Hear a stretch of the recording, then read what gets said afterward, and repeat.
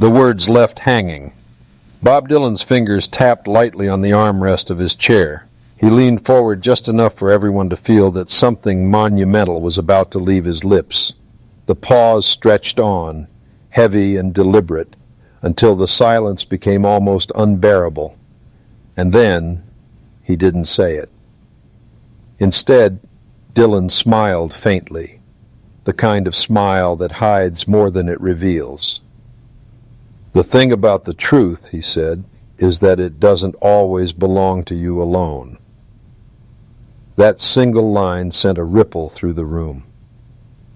If it wasn't just his truth, then whose was it? And why, after all these years, did it still have the power to stop him mid-sentence? In that moment it became clear. Whatever happened in 1966 wasn't just about Dylan. It involved other people, people who were still alive, people with reputations, legacies, and perhaps secrets of their own.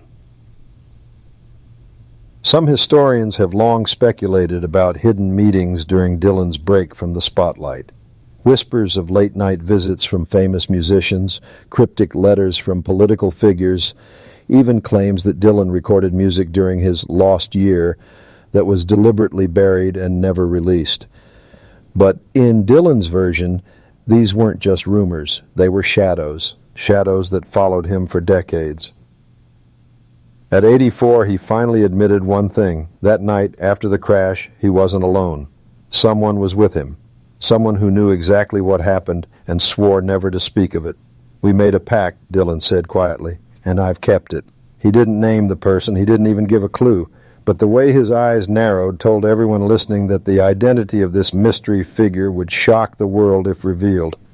And then, as if to twist the knife deeper, Dylan added something almost impossible to ignore. "If you've listened closely, you've heard them in my songs, not their name, but their shadow. They're in there." That was the moment it clicked for some in the audience. Dylan's lyrics, the ones fans had dissected for years, might have been holding this person's identity the whole time. Every cryptic line, every sudden change in tone, every unexplained reference could now be reread as a clue.